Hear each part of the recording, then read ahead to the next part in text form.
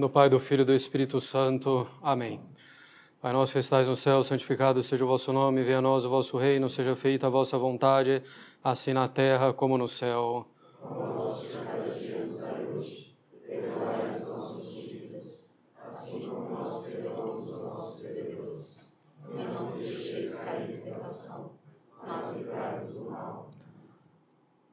Nossa Senhora das Dores, São José, São Pio V, São Pio X, em nome do Pai, do Filho e do Espírito Santo. Amém.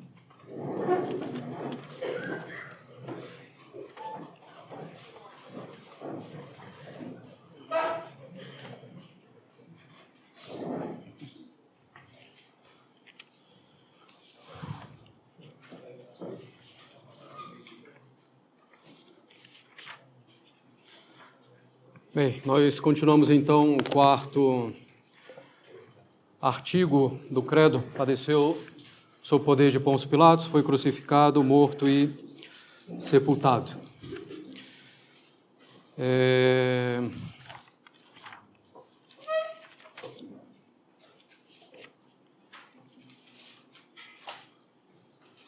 Então, nós terminamos falando,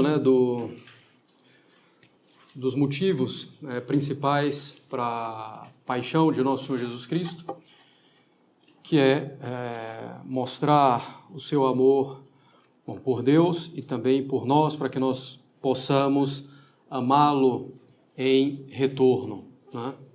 Então, consideremos agora um pouco mais algumas circunstâncias, da paixão de nosso Senhor Jesus Cristo. Bom, nosso Senhor sofreu mais do que todos os homens juntos, não só no corpo, mas principalmente na alma.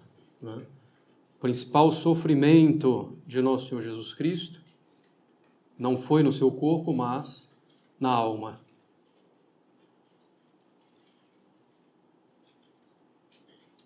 Nosso Senhor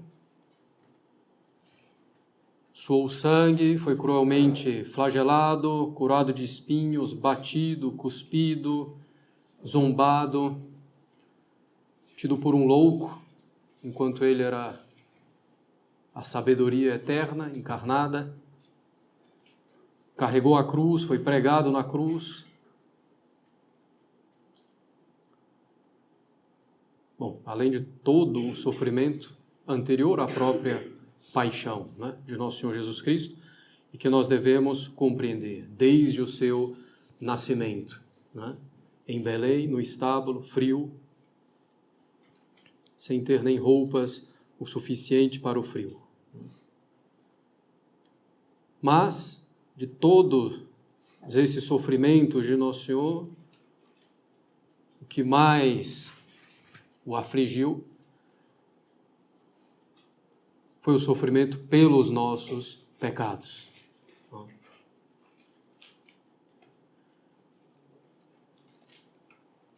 E todos os outros sofrimentos são causados em razão dos nossos pecados. Nosso Senhor sofreu tanto para reparar pelos nossos pecados, para nos tirar dos nossos pecados, da nossa miséria.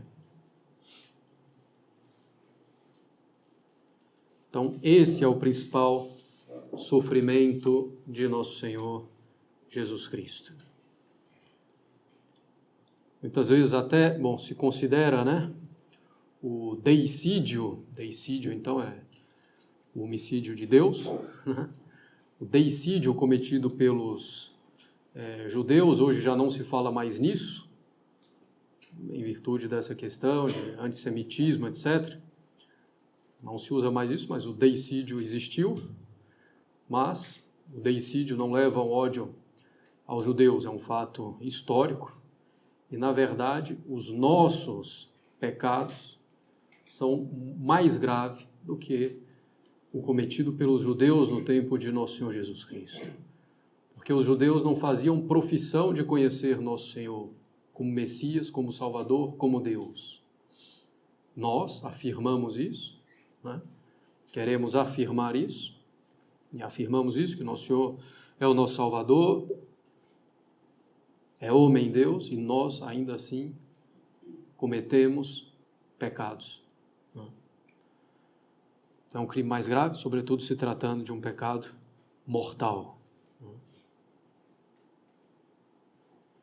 Então, antes de pecar, quando nos vier a tentação, ou mesmo em uma boa meditação, nós devemos considerar todo o sofrimento de nosso Senhor Jesus Cristo, que foi causado, né, pelos nossos pecados.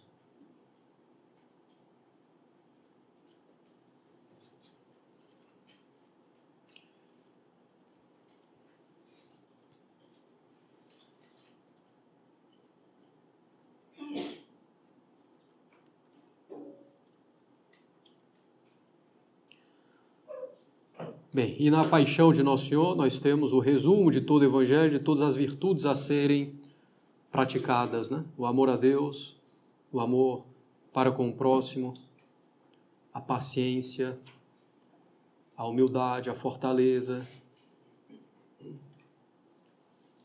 até mesmo a temperança. Nosso Senhor disse: tenho sede, né?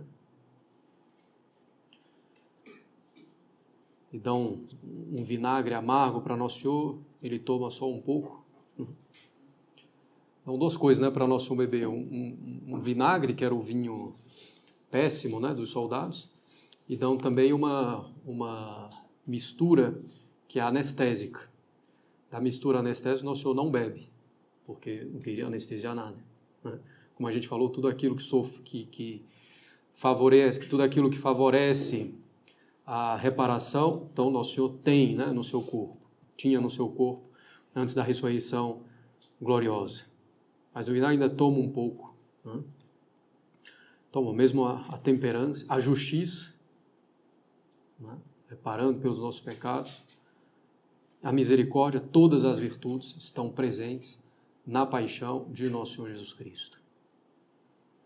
Então, meditando, né, na paixão de Nosso Senhor Jesus Cristo, em todas essas virtudes, também nas consequências do nosso pecado, nós podemos avançar no amor a Deus, avançar na vida espiritual. Nada agrada mais a Nosso Senhor Jesus Cristo do que o pensamento recorrente, né, sobre a sua paixão.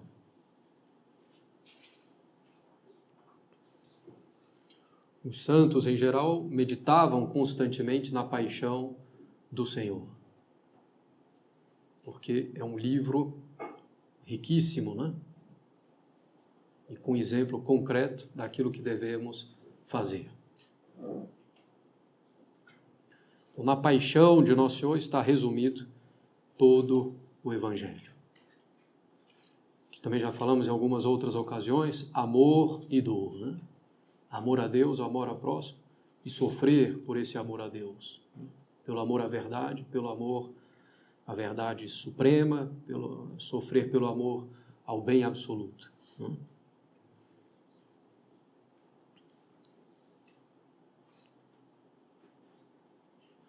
Nosso Senhor morreu crucificado, que era a pior morte, né?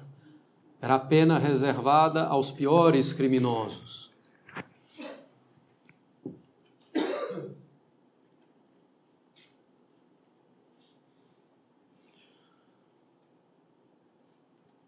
Nosso Senhor morreu na cruz, no madeiro, para reparar pelos nossos pecados atuais, mas em particular para reparar pelo pecado original. Pecado original que foi cometido comendo o fruto de uma árvore, né, e que Deus tinha proibido. A salvação nos vem então pelo fruto que pende, que está em uma outra árvore, a árvore do madeiro da cruz. Nós tomamos esse fruto pela comunhão, né? E espiritualmente pela vida da graça. Então o pecado entrou no mundo pelo fruto da árvore proibida, a redenção veio ao mundo pelo fruto perfeitíssimo das entranhas de Maria Santíssima, pelo fruto da árvore da cruz, do madeiro da cruz.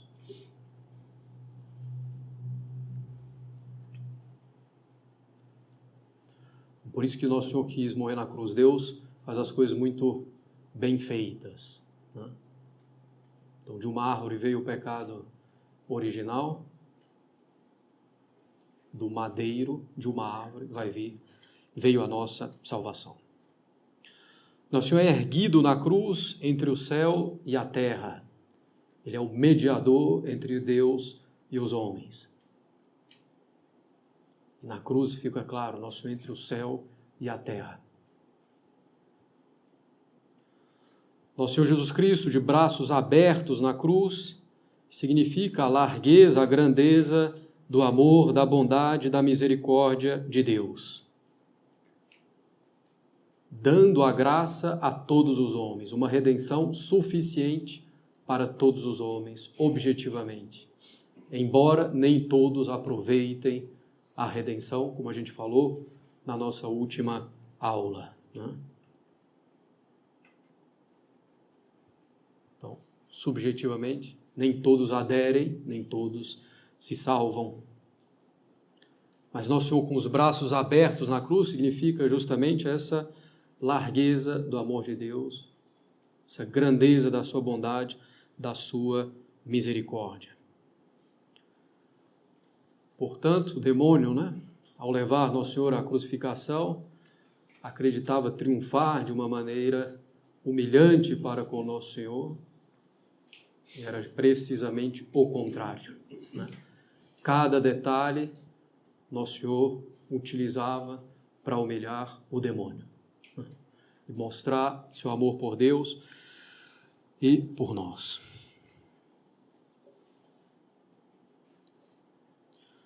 Bem, Nosso Senhor então padeceu sob o poder de Pôncio Pilatos, padeceu sofrer, né? No catecismo de crianças, as crianças têm grande dificuldade com essa palavra, que é padecer. Padeceu enquanto homem, é evidente, né? Por covardia, né? Temendo a revolta dos chefes dos judeus, que fizesse alguma intervenção diante do imperador. Pilatos, então, por covardia, condena a Nosso Senhor Jesus Cristo, sem perceber nele pecado algum. Respeito humano, né? Como nós também, tantas vezes, infelizmente, ao longo da nossa vida. Desagradar a Deus, ir contra a nossa consciência, inclusive, para agradar os outros, ou por medo. E o nome de Pôncio Pilatos é o único nome citado, além de Nosso Senhor Jesus Cristo e de Nossa Senhora. Não se fala de São José, não se fala de outro apóstolo, nem de São Pedro, chefe da igreja. Fala-se, além de Nosso Senhor e de Nossa Senhora, somente o nome de Pôncio Pilatos. Pôncio Pilatos é citado para que fique muito clara a historicidade de Nosso Senhor Jesus Cristo, da sua paixão e morte. Pôncio Pilatos, personagem conhecido, então é fácil identificar em que momento viveu, quando governou, né? Saber então que esses fatos aconteceram nesse momento preciso da história, quando Pôncio Pilatos era o governador romano da Judeia. Nosso Senhor foi crucificado no Monte Calvário, que significa caveira, e como já mencionamos em outra ocasião, se afirma, né, tradicionalmente, não é de fé, se afirma que nesse monte foram enterrados Adão e Eva. Então lá está o fruto do pecado, a prova do pecado, que é a morte de Adão e Eva. E Nosso Senhor, então, é crucificado e morre, né, em virtude do pecado que entrou com Adão e Eva, de todos os nossos pecados posteriores. Ele morre ali para vencer definitivamente a morte. Mais uma vez, né? Então, Nosso Senhor Jesus Cristo, Deus, utilizando todas essas circunstâncias, né? E Nosso Senhor faz na cruz aquilo que Ele ensinou. Bom, como diz São Lucas, né? Nosso Senhor começou fazendo e depois ensinou. Isso é importante para a gente também. Às vezes a gente já quer começar um apostolado, ensinar os outros, a gente nem começou ainda a praticar verdadeiramente. Começar a fazer, né, em primeiro lugar. Mas na cruz, o Senhor faz de um modo perfeitíssimo aquilo que Ele ensinou, em particular, rezando pelos seus inimigos. Pai, perdoai, eles não sabem o que fazem. O Senhor inocente, sem nenhum pecado, vindo ao contrário para salvar aqueles que o matavam. E nós, diante da primeira injustiça, já fazemos o mundo desabar. Não é?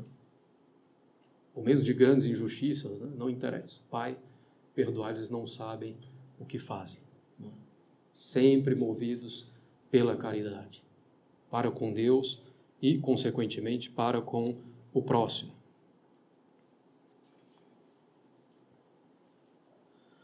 O Senhor é crucificado, então, com 3 cravos, 3 pregos, né? Um em cada punho, não é na mão, mas no punho, na mão não se sustentaria, né?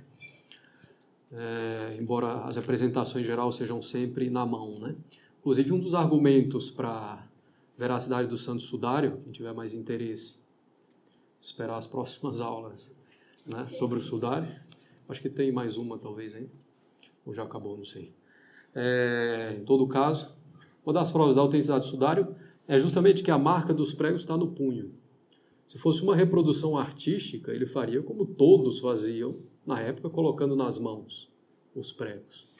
Ele não está no punho, que é uma coisa completamente diferente e que cientificamente se sabe que é necessário que estivesse ali para sustentar o peso do corpo de nosso Senhor Jesus Cristo.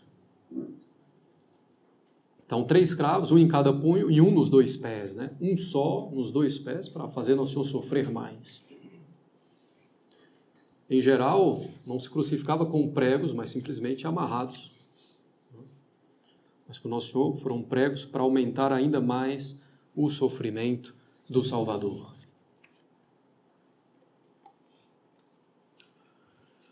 Bem, na cruz se morria por asfixia, né? Então, com o tempo, os membros iam cansando, os braços e as pernas. Então, se soltava o corpo e o diafragma, então, nessa posição, não deixa mais o ar passar e se morria, então, por asfixia, por falta de ar. Tanto é assim que, com pressa para tirar logo os condenados, né, do suplício da cruz, então, para que eles morressem logo, porque no dia seguinte era a Páscoa, então,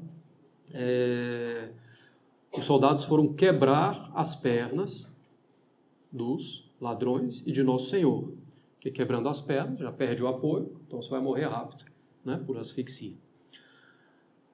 Assim fizeram com os ladrões, mas, quando chegaram em Nosso Senhor, viram que ele já estava morto, né? Então, não quebraram as pernas de Nosso Senhor, se cumprindo, assim, a profecia que diz que nenhum osso, né, do Messias seria quebrado. E depois, por pura crueldade, então, Nosso Senhor já morto, né? Os soldados são longuinho, depois se converteu, inclusive praticamente no instante, né? Dizendo esse é verdadeiramente o Filho de Deus. Então, que enfia a lança, né, no lado de Nosso Senhor, chegando até o coração, saindo do coração do Senhor, água e sangue. Nosso Senhor foi pregado na cruz ao meio-dia e morreu às 15h na sexta-feira. Ficou, então, 3 horas pregado na cruz, né? Quando Nosso Senhor morre, alguns fenômenos, então, importantes, né, acontecem. Terremoto, a terra treme, o dia vira noite, às 15h, uma escuridão, como se fosse noite. É a própria natureza que reconhece o seu Senhor, né, que morre naquele momento, enquanto os homens permanecem indiferentes.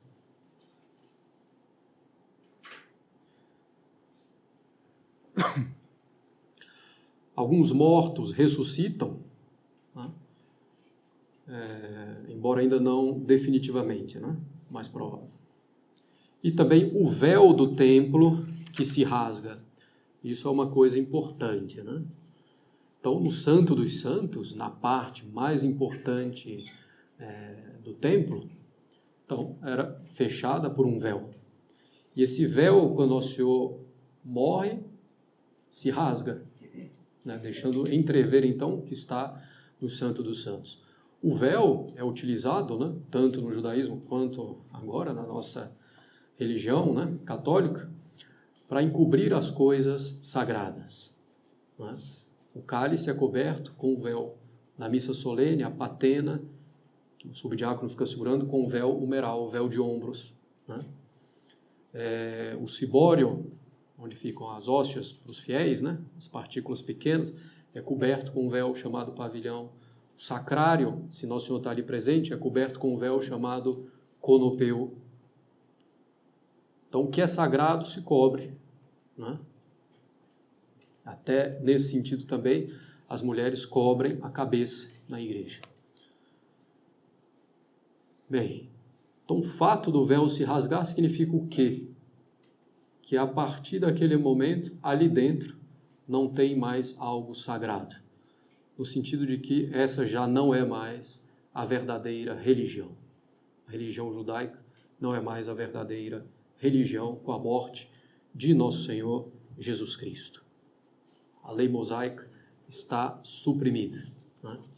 Completamente cumprida com a morte de Nosso Senhor Jesus Cristo. É o momento, então, da nova e eterna aliança no sangue de Nosso Senhor. A partir desse momento, né, nós temos aí 3 fases para a lei mosaica. Da morte, quer dizer, a partir desse momento não. Nós temos 3 fases, né, da lei mosaica. Quando Moisés recebe a lei até a morte de Nosso Senhor, a lei mosaica está viva e ela vivifica. Então, por meio dela, Deus dá as graças, né, por meio da lei mosaica. Então, de Moisés até a morte de Nosso Senhor Jesus Cristo. A lei mosaica está viva e vivifica. São palavras de Santo Agostinho, né? A segunda fase é da morte de Nosso Senhor Jesus Cristo até o ano 70 depois de Cristo, até a destruição de Jerusalém. Nessa fase, a lei mosaica está morta, mas ainda não é mortífera. Praticá-la ainda não é um pecado mortal. Praticá-la ainda não mata a alma. Por isso que nós vemos os apóstolos indo ao templo de Jerusalém fazer orações, né? Porque a lei estava morta, mas ainda não matava. Praticá-la ainda não matava. Porque Deus, considera a natureza humana e faz uma transição, considerando a natureza humana, que vai aos poucos, né? Não é de uma vez só, vai aos poucos. Então, uma transição aí de 30, 40 anos, né, aproximadamente. Então, a lei já está morta, mas não mata, não é mortífera. E a terceira fase, depois da destruição de Jerusalém e do templo, né? Destruição do templo no ano 70, a lei mosaica está morta e é mortífera. Praticá-la é um pecado grave. Porque praticar a lei mosaica quer dizer o quê? Que Nosso Senhor não veio. Que Nosso Senhor ainda não veio. Então é negar que Nosso Senhor seja o Salvador, que Ele seja o Messias. Então, praticar a lei mosaica é um pecado grave. Claro que bom. Estamos falando aqui não da lei mosaica os 10 mandamentos que continuam, né? Mas da lei mosaica nas suas peculiaridades, né? Como lei de um povo, lei civil, ou nos seus aspectos de cerimoniais, etc. Então, o véu se rasgou, já não é mais a verdadeira religião. A verdadeira religião é a religião de Nosso Senhor Jesus Cristo. Da morte de Cristo até o ano 70, a lei está morta, mas não mata. Depois do ano 70, mata, quer dizer, é um pecado grave praticá-la.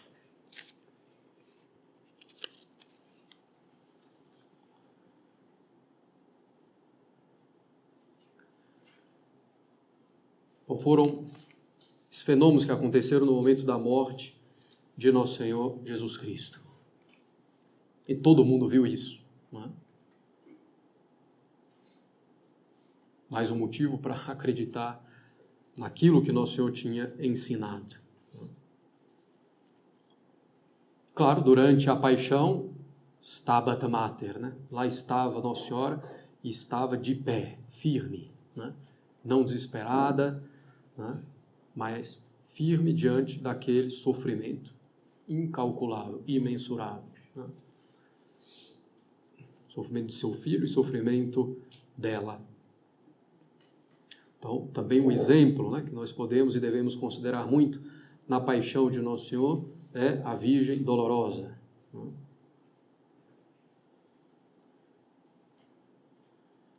Nosso Senhor foi sepultado num sepulcro nunca usado antes, né, que pertencia a São José de Arimateia, membro importante do Sinédrio, né? Então, amigo de Nosso Senhor Jesus Cristo. E que ficava relativamente próximo do Monte Calvário, né? Que era conveniente também pelo tempo, né? O dia seguinte era a Páscoa, é preciso enterrar logo Nosso Senhor. Mas um sepulcro novo também, que de fato todo mundo sabia que Nosso Senhor, onde Nosso Senhor tinha sido enterrado, e que não tinha mais ninguém ali, só ele. Sepultaram Nosso Senhor e colocaram uma pedra, né, considerável para fechar o sepulcro. E alguns soldados foram designados para vigiar o sepulcro, ficar na frente do sepulcro, a fim de evitar uma ressurreição falsificada de Nosso Senhor, a fim de evitar que os discípulos fossem lá, roubassem o corpo e dissessem: Cristo ressuscitou. A presença dos soldados vai servir para o contrário. Ela vai ser mais uma prova em favor da ressurreição. Então é Deus governando todas as coisas, sempre, né? Porque pelas palavras, né, deles e pela mentira deles, nós saberemos de fato Nosso Senhor ressuscitou. Porque eles vão dizer: enquanto a gente dormia, vieram os discípulos e roubaram o corpo. Mas se eles dormiam, como é que eles sabem que isso aconteceu? Então, impossível.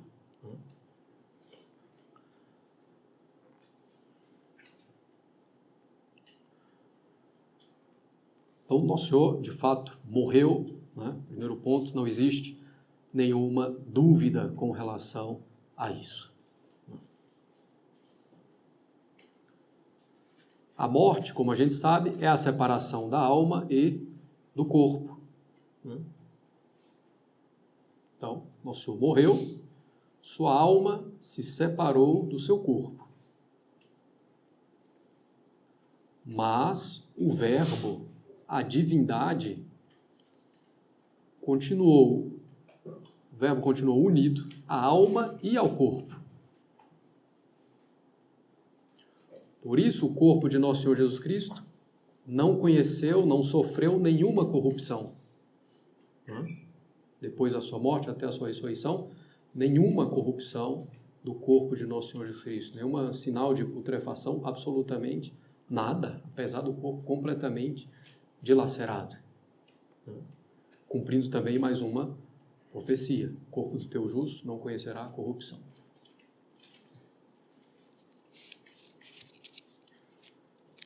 Então, a divindade, o Verbo, permaneceu com a alma e com o corpo, que estavam separados, quando Nosso Senhor estava morto. Tanto é assim, bom, como todo mundo sabe, a gente vai ver um pouco mais para frente, né? Quando na missa tem a consagração, né? O padre diz: "Orquesterim corpus meu, este é o meu corpo, este é o meu cálice, é o cálice do meu sangue." Em virtude das palavras proferidas pelo Padre, né? Este é o meu corpo, o pão se transforma inteiramente na substância do corpo de Cristo. Mas como o corpo de Cristo, né, atualmente, está unido ao seu sangue, à sua alma e à sua divindade, então, junto com o corpo, está Cristo todo inteiro. Né? Corpo, sangue, alma e divindade. A mesma coisa com o preciosíssimo sangue de Nosso Senhor. Né?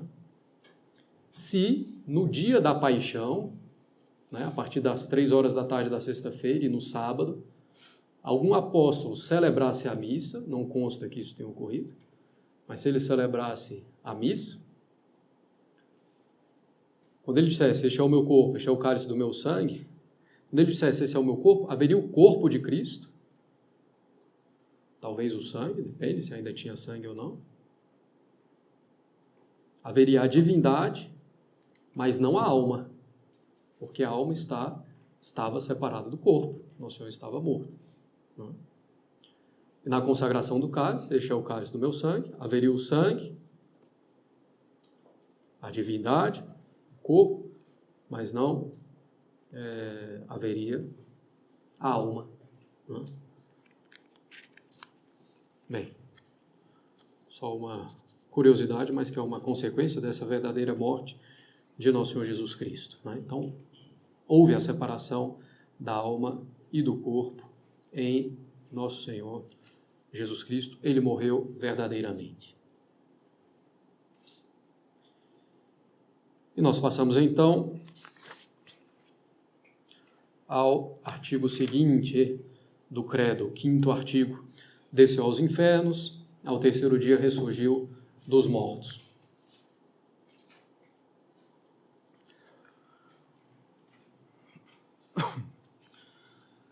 Então, bom, no credo, né, que se recita normalmente hoje, se diz, desceu à mansão dos mortos.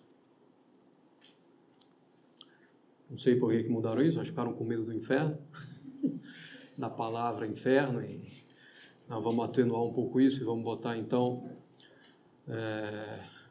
mansão dos mortos. Né?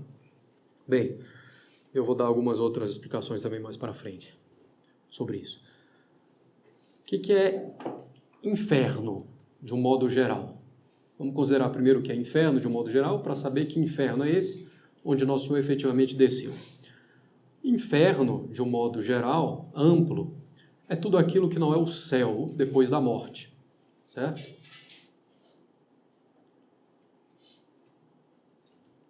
Bem, por grau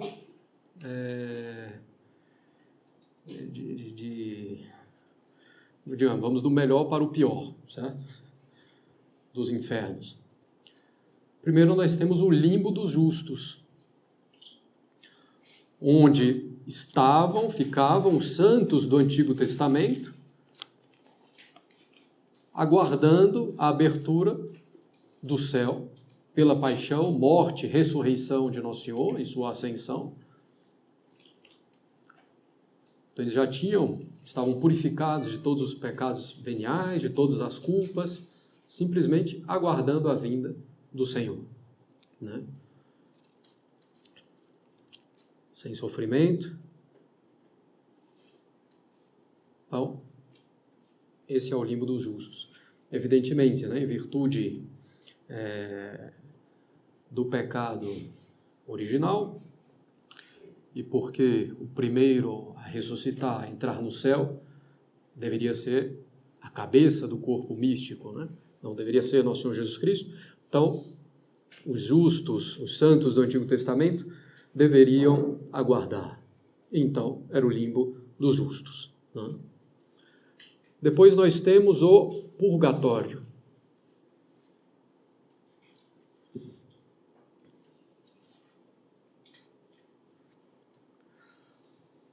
Purgatório é para onde vão as almas dos que morreram só com pecados veniais,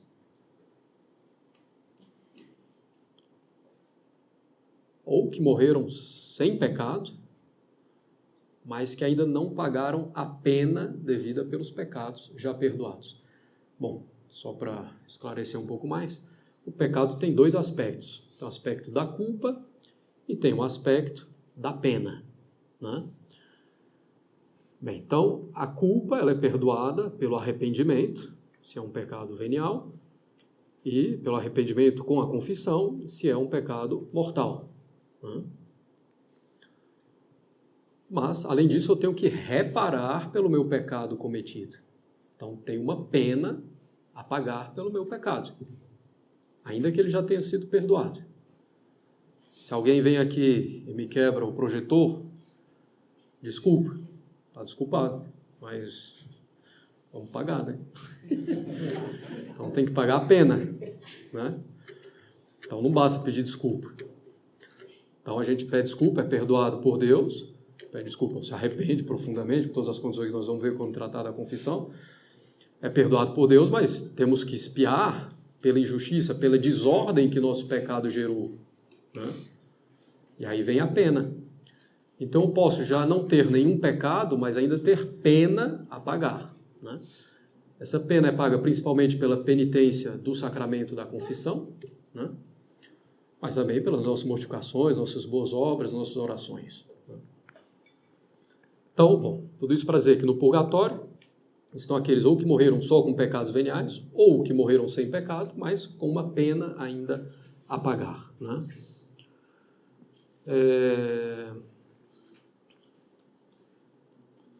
Bom, depois do purgatório sempre se vai para o céu, né? Porque a pessoa que morreu com pecado venial já sem pecado, mas com pena a pagar, está unida a Deus, né? Está em amizade com Deus.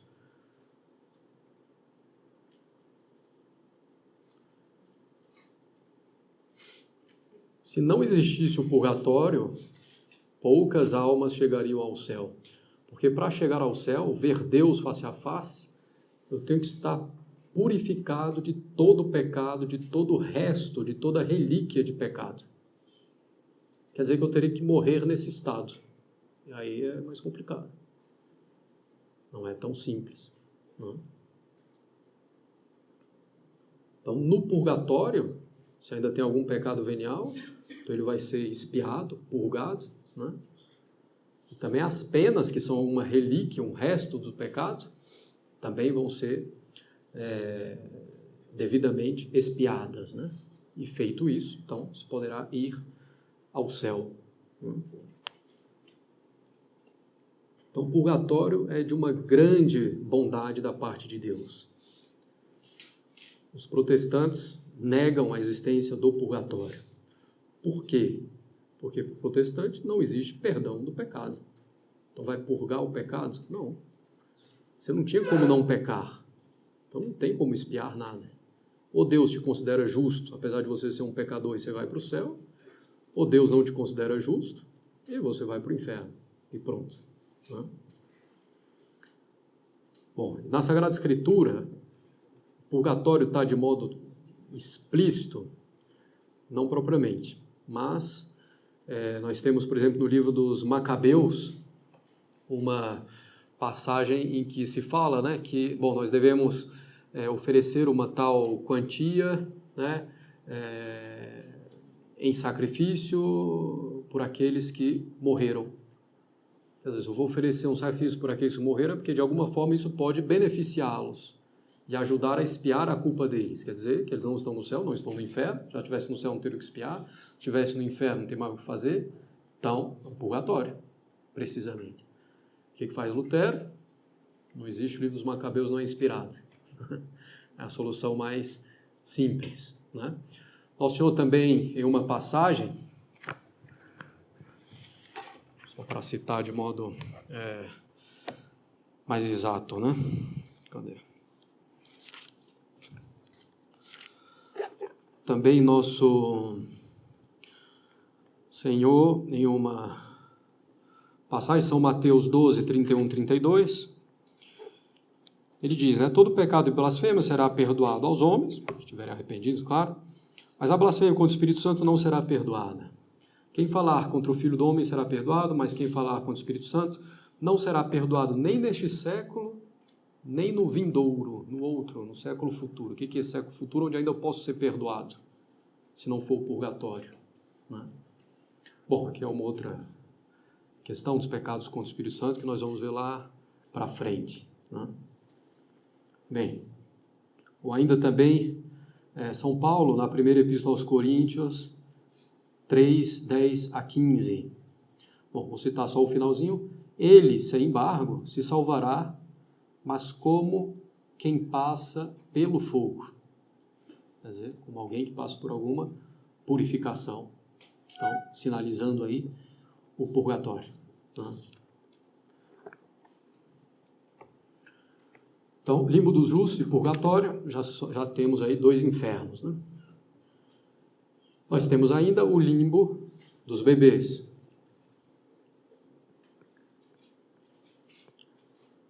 Bom, se diz dos bebês, né? Porque provavelmente são a maioria, né? Mas, limbo dos bebês, onde estão as almas das pessoas sem uso da razão, que morreram sem receber o batismo. Então, um adulto, né, que tivesse uma deficiência mental, a ponto de realmente não ter uso da razão, e que morresse sem batismo, também viria para cá. Então, são pessoas que morrem com o pecado original, que não foram purificados do pecado original, mas que também não cometeram nenhum pecado pessoal. Se estão com pecado original, não estão em estado de graça, não pode ir para o céu. Se não cometeram nenhum pecado pessoal, também não podem ir para o inferno. Então, é o limbo do justo, onde não há nenhum sofrimento e há uma felicidade natural. Se conhece a Deus, se ama a Deus, mas simplesmente com a razão humana e com a vontade, né? Sem a revelação, sem nada de sobrenatural, sem a graça, sem a fé. Então, sem sofrimento algum, uma felicidade natural, claro que é infinitamente inferior à felicidade sobrenatural no céu, a visão beatífica, né?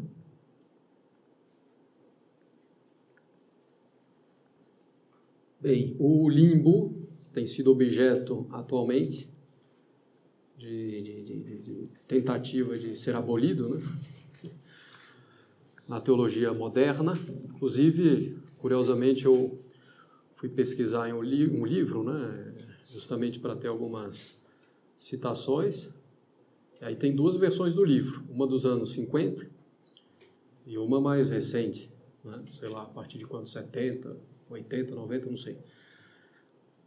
E aí quando eu fui lá ver o limbo existe, alguma coisa assim, aí o autor falou, bom, na nossa obra, antigamente nós falávamos do limbo seguindo a doutrina, a teologia medieval, mas hoje realmente dá para afirmar que ele não existe mais. Espera lá. A coisa não é tão simples assim, né? Inclusive, recentemente, ainda sob Bento XVI, né, houve um documento da Comissão Teológica Internacional procurando dizer que o limbo não existe. Primeiro que a Comissão Teológica Internacional não tem caráter de magistério nenhum, é uma coisa consultiva, né?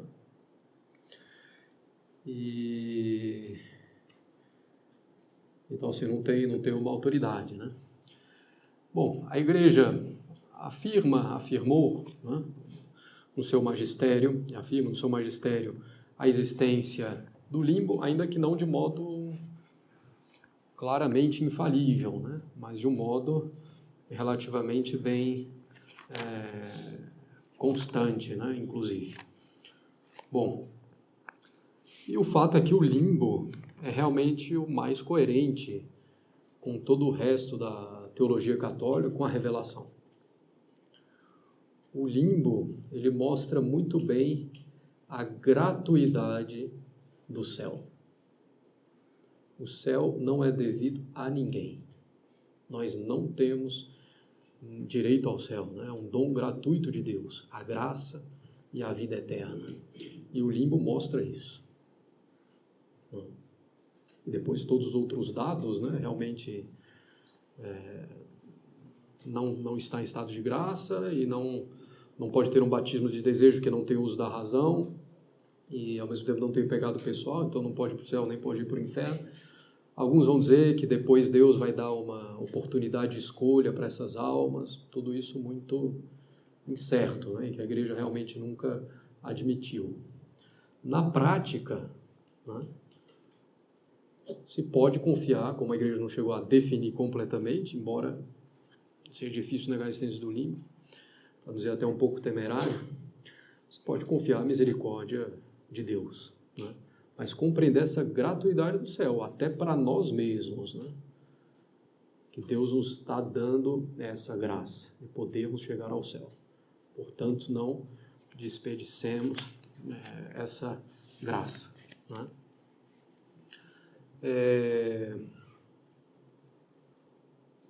Por que os modernos negam a existência do limbo?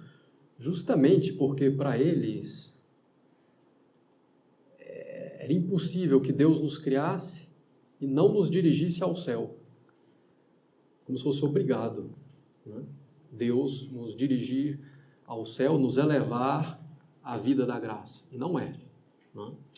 Bom, uma questão um pouco mais complicada, da confusão entre ordem natural e sobrenatural nos modernistas, né? Mas que vai ter como uma consequência essa negação do limbo, né? Então, sinceramente, o limbo continua a existir. Então, terceiro inferno, né? Limbo dos bebês, não tem nenhum sofrimento. Ah, eu esqueci de falar, desculpe. No purgatório há sofrimento, né? Justamente para purgar, para purificar a alma do pecado venial, se ainda existe, ou da pena devida pelo pecado, das relíquias do pecado. No purgatório há dois tipos de penas. A pena de dano, quer dizer, a separação de Deus. Claro que é uma separação temporária, né? Diferente do inferno propriamente dito, que é uma separação definitiva, eterna. A principal pena do purgatório é essa dilação, né? Esse atraso da visão beatífica. E a alma reconhecer que é culpa exclusivamente dela. E que o que ela poderia ter feito, sofrido, deixado de cometer aquele pecado, aceitado o sofrimento, por maior que pudesse parecer, é nada comparado a esse sofrimento de não poder ver Deus logo, face a face, imediatamente. Então nós devemos também ter isso em mente. O maior sofrimento aqui nessa terra é praticamente nada comparado ao menor sofrimento no purgatório. O maior sofrimento aqui na terra é nada comparado ao menor sofrimento do purgatório. Então vale muito a pena sofrer bem nessa vida. Primeiro para não ofender a Deus, depois para expiar os nossos pecados, ter uma maior glória no céu. E quando morrermos, para podermos ver Deus face a face mais rapidamente. Então a alma está separada de Deus, sabendo que a culpa é sua. Reconhecendo também que por suas infidelidades vai ter uma glória menor no céu, né? Bem, que no fundo é tão pouco que ela podia ter feito para evitar o purgatório. E, então essa é a pena de dano e tem a pena dos sentidos, né? Sofrimento sensível.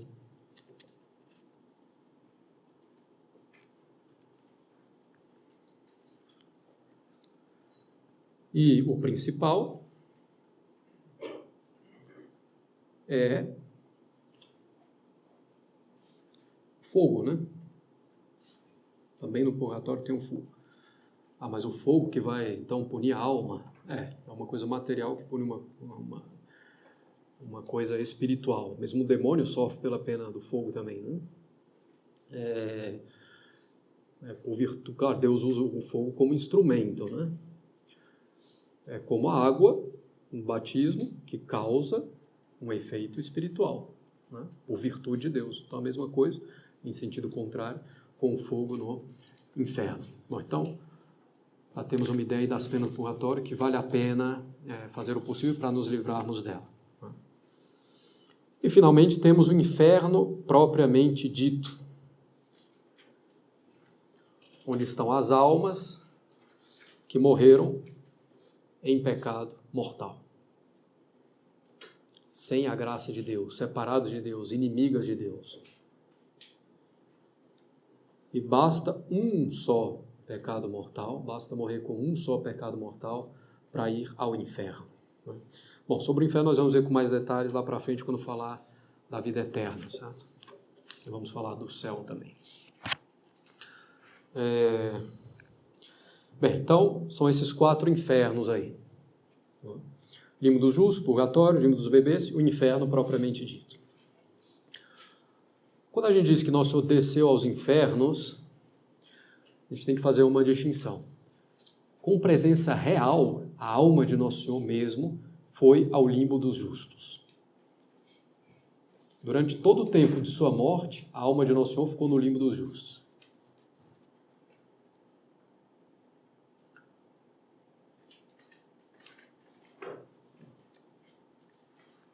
Fazendo do limbo dos justos um certo paraíso já. Por isso Nosso Senhor vai dizer ao bom ladrão, né? ainda hoje estarás comigo no paraíso. Significa também que o arrependimento do bom ladrão foi grande, né? Ele recebeu ali, digamos assim, uma indulgência plenária, né? Para ir diretamente para o limbo dos justos. Nosso Senhor desceu ao purgatório, ao inferno propriamente dito, mas pelos efeitos, né, da sua paixão. No purgatório, para aliviar um pouco aquelas almas, né, com o efeito da sua paixão, mas não estando lá realmente. E no inferno, para aumentar a pena das almas condenadas, né, que veem tudo o que Deus fez por elas e elas se condenaram, né, aumentando a pena delas, ao menos acidentalmente. Então, mas quando a gente diz desceu aos infernos, propriamente o limbo dos justos, certo? Mas então, quando a gente diz infernos, aí tem que fazer essas distinções entre os 4 infernos, dizer que é limbo dos justos, muito complicado. Melhor desceu a mansão dos mortos. O que é a mansão dos mortos? Não resolve nada, né? Então, às vezes parece até uma coisa meio espírita, assim, né? Então não adianta nada, não tem nenhuma precisão maior em usar o termo mansão dos mortos. Você vai ter que usar do mesmo jeito. Então Nosso Senhor desceu a mansão dos mortos. Foi ver todos os mortos? Não, não foi. Então vai ser preciso explicar de todo jeito do que se trata. Então vamos usar infernos, pelo menos o pessoal fica com medo e evita o inferno. Então desceu aos infernos, né?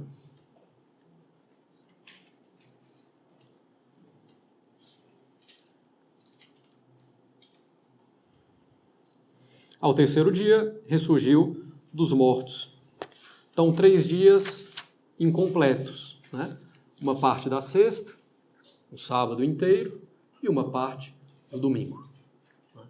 Ninguém sabe exatamente a hora da ressurreição de Nosso Senhor Jesus Cristo, tanto no Exultet se canta justamente isso, né? Ó, beata nox, bem-aventurada noite,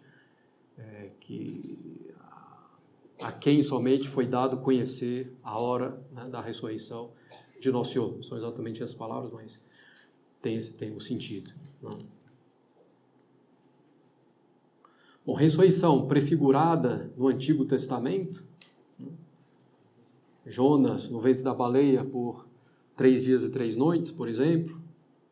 Nosso Senhor mesmo profetizou a sua ressurreição: destruí esse templo e eu o reconstruirei em 3 dias.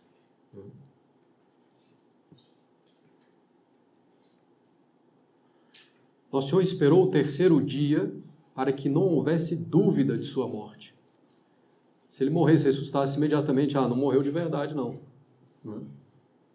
Se ele esperasse o fim do mundo ou muito tempo, seria o desespero. Falou que ia ressuscitar e não ressuscitou, será que é verdade? Então, 3 dias. Até porque, os judeus consideravam também que a partir desse tempo, né, já não havia mais dúvida. Até por isso também Nosso Senhor vai esperar, no caso de Lázaro, 4 dias, né? Ele morrer e começar, inclusive, a cheirar mal, quer dizer, a putrefação de Lázaro. Nosso Senhor não teve corrupção, né? Para ficar claro que Lázaro estava morto, que ele ia ressuscitar um morto. Porque a filha de Jairo foi muito próximo da morte, que Nosso Senhor ressuscitou. O filho da viúva de Naim estava no caixão ainda. Bom, então, Nosso Senhor esperou o 3º dia para que não houvesse dúvida de sua morte. Não esperou muito mais para que não houvesse desespero ou desconfiança. Nosso Senhor ressuscitou nas primeiras horas do domingo.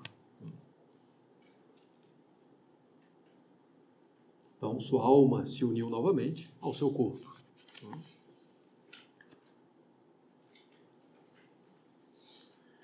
E Nosso Senhor ressuscitou com um corpo glorioso. Por virtude própria, porque é Deus, homem e Deus. Então, um corpo glorioso, né? Impassível, sem sofrimentos físicos ou da alma, né? Um corpo resplandecente de glória, né? Como na transfiguração, a gente chegou a explicar isso, né?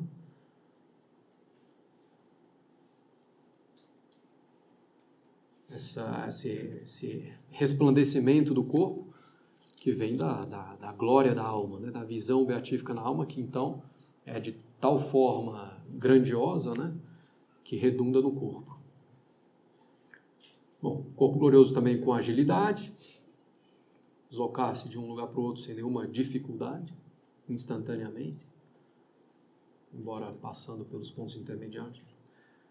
Sutilidade, né? Nosso Senhor entra no cenáculo, as portas estando fechadas, né? Janus Claudius, tudo estando fechado. Nosso Senhor ressuscita com o seu corpo.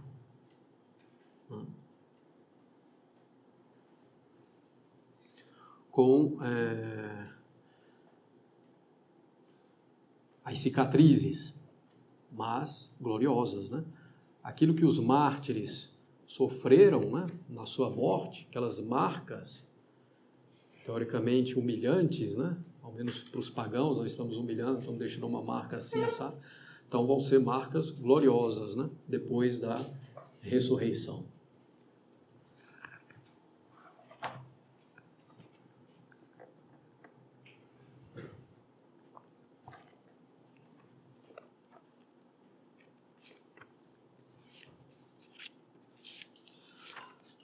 Bem, e Nosso Senhor provou a sua ressurreição de um modo abundante. Pelo testemunho de outros, começando pelos anjos, né? Vem as santas mulheres, os anjos dizem, precedet vos in Galileia, vos precederá na Galileia, ele ressuscitou, aquele que procurais ressuscitou.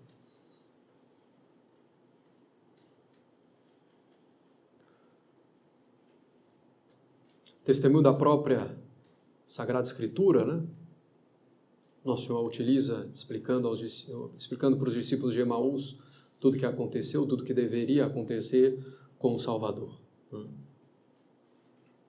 Nosso Senhor prova a sua ressurreição também, com argumentos ou sinais sensíveis. Né?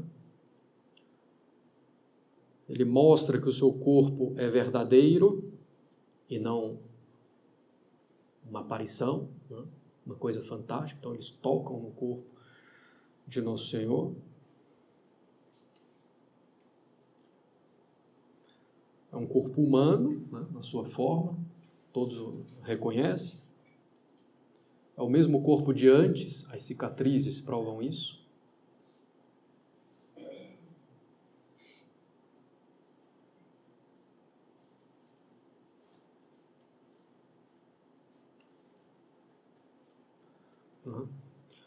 Nosso Senhor tem a vida nutritiva, ele come, né, que lhe é dado, um peixe em particular. Vida sensitiva, ele fala, né, está presente em um local. Tem a sua inteligência, a sua vontade, ele argumenta, discorre. Por exemplo, mais uma vez, os discípulos de Emaús. Na sua ressurreição ele prova também que é Deus, mais uma vez, né? Então, na sua ressurreição, homem e Deus.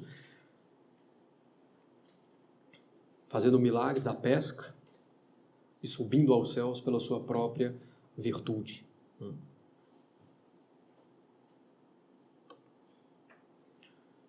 Ele prova o seu corpo glorioso, né? Entrando, as portas estando fechadas, aparecendo ou desaparecendo subitamente. Tá bom. E as inúmeras aparições de nosso Senhor Jesus Cristo, né, em diferentes circunstâncias, né? Às santas mulheres, aos discípulos sem São Tomé, com os discípulos de São Tomé, aos discípulos de Emaús, aos 500, né, na Galileia. Então, as inúmeras aparições de nosso Senhor Jesus Cristo. Segundo uma tradição piedosa e muito conveniente, o Senhor aparece em primeiro lugar a sua Santa Mãe, que até permite explicar por que Nossa Senhora não vai com as outras santas mulheres, né? Embalsamar o corpo de Nosso Senhor, terminar de embalsamar, porque a ressurreição, Nossa Senhora, claro, guardou a fé e a esperança, e sabia que no terceiro dia Nosso Senhor iria ressuscitar.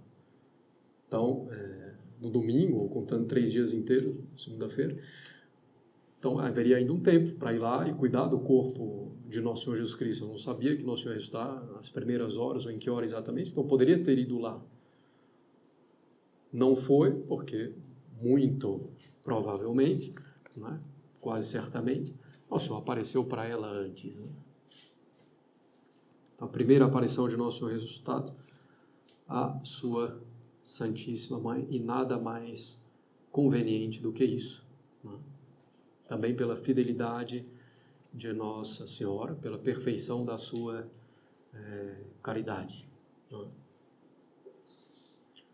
Bem, então ficamos aqui nessa primeira parte. Alguma questão, alguma dúvida? Diga. A questão do inferno. Na ressurreição dos corpos, a alma vai se unir ao corpo e a pessoa que foi para o inferno, do corpo sentido, ela vai sofrer com a alma do corpo. E quando eu acho que em algum lugar que o corpo sofre junto também, porque ele pecou junto com a alma, porque a pessoa é corpo e alma. Sim. Mas e na questão do purgatório? Só a alma vai sofrer? Não, todo mundo vai ter seu corpo de novo, né? Mas e se a alma já tiver dado tempo para ela ir? Não, porque aí a questão é a seguinte: a ressurreição dos corpos vai ser no fim do mundo, né? E até pro juízo universal. Depois do fim do mundo já não haverá mais purgatório. Mas então só a alma vai sofrer o corpo? No purgatório só alma, porque quando vier a ressurreição já não haverá mais purgatório. Quer dizer que aquela alma, isso é um pouco complexo, mas aquela pessoa que estará viva quando Nosso Senhor vier, na segunda vinda, para julgar os vivos e os mortos, então ela está viva. Então, como é que ela vai? Ela está com pecado venial, não expiou todas as suas penas, vai ser de um modo rápido, né? Talvez até uma certa instantaneidade, mas ela vai sofrer tudo que ela tem que sofrer. Vai expiar tudo que ela tem que expiar. Mas o purgatório mesmo só vai existir até o fim do mundo. Né? Diga. Nas imagens de Nosso Senhor crucificado, tem algumas imagens como é que está a chaga dele do lado esquerdo, outras imagens do lado direito. Fico na dúvida qual é. Não, lado direito, né? Não é uma verdade de fé, mas... lado direito. Bom, no sudário deve ter também a marca, né? Que, se não me engano, está no... Aqui fala atingir o coração, né? Não, mas... O coração está mais, provavelmente, aqui no meio do que do lado esquerdo, mas justamente, porque a coisa foi forte, né? Um ato de grande crueldade, justamente. Então, transpassando tudo até chegar no coração. Pois não. Eu é mais um quarto artigo, porque você falou que quando se faz a consagração, o padre faz a consagração com 2 espécies, certo? Sim. Do pão e do vinho. Sim. Só que se é só como o pão. Sim. E a verdade de fé, então, corpo, sangue, alma, Sim. tudo. Sim. Eu já fui em Missa Nova, que eles fazem comunhão em 2 espécies. Sim. Qual é a... Não, então, a lógica é... Não, assim, os orientais ainda hoje comungam sobre 2 espécies, né? Então não é que é uma coisa errada em si. Mas a comunhão sobre 12 espécies, né? Então só se recebe o corpo de Cristo, e no corpo de Cristo está ele todo inteiro, porque com o corpo está o sangue, a alma e a divindade. Mas foi no Concílio de Trento que mudou essa... Quer dizer, o Concílio de Trento pediu para que não se desse, ordenou que não se desse mais a comunhão sobre 12 espécies, por alguns motivos. Primeiro, porque havia uma heresia que dizia justamente que Nosso Senhor não estava presente todo inteiro em cada uma das espécies consagradas, ou dizia que se recebia Nosso Senhor em mais plenitude recebendo as 12 espécies. Isso é um erro, as duas coisas são um erro. E também por um certo motivo de conveniência, porque a profanação do preciosíssimo sangue é um pouco mais complexa, né? Se derrama o sangue, ou então quantidade de sangue, do precioso sangue a ser consagrado, sobra preciosíssimo sangue, então tem coisas práticas complicadas. E também algumas pessoas têm aversão ao gosto de vinho, que é preservado mesmo depois da consagração. Então algumas pessoas podem ter aversão a receber a comunhão assim, né? Então o Concílio de Trento pediu, por razões doutrinárias e práticas, que não se desse mais a comunhão sob 2 espécies, mas não é uma prática em si condenável, tanto que na igreja os orientais católicos continuam, mas é uma coisa que não deveria, sinceramente, ter voltado, né? E muitas pessoas hoje têm essa ideia, de que você recebe mais plenamente Cristo recebendo sob as 2 espécies. Isso é errado. O padre tem que receber sob as 2 espécies, porque a natureza da comunhão do padre é diferente da comunhão dos fiéis.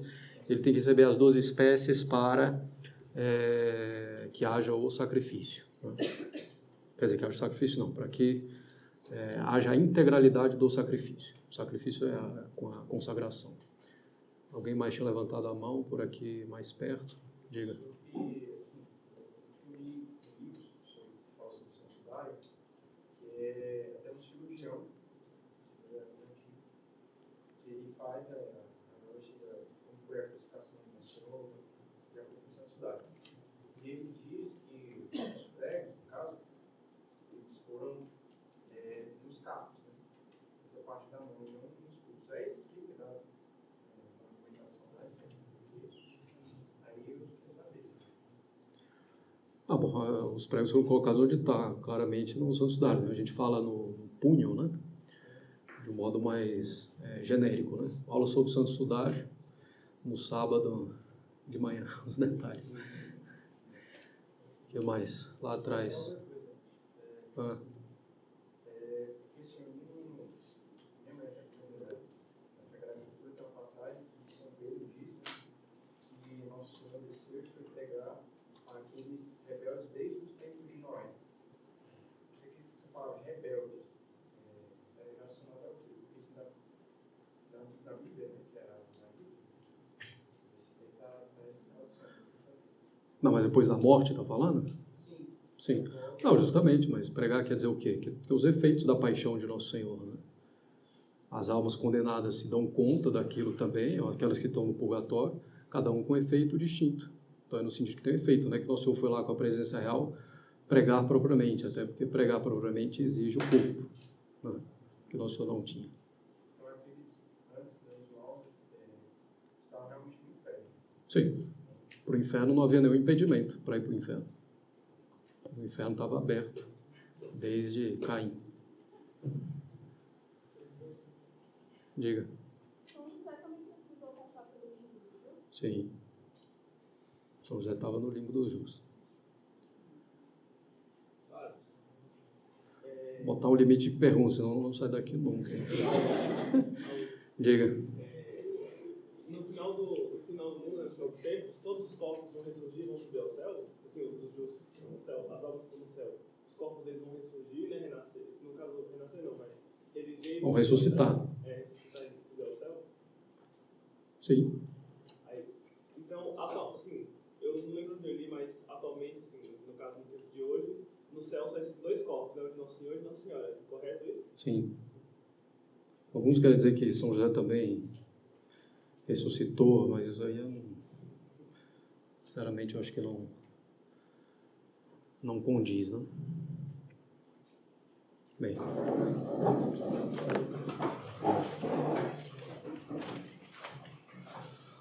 No Pai, do Filho e do Espírito Santo, amém. Ave Maria, cheia de graça, o Senhor é convosco, bendita sois vós entre as mulheres, bendito é o fruto do vosso ventre, Jesus. Santa Maria, Mãe de Deus, rogai por nós, pecadores, agora e na hora de nossa morte. Nossa Senhora das Dores, Rogai por nós. São José, Rogai por nós. São Pio V, São Pio X, Rogai por nós. do Pai, do Filho e do Espírito Santo. Amém.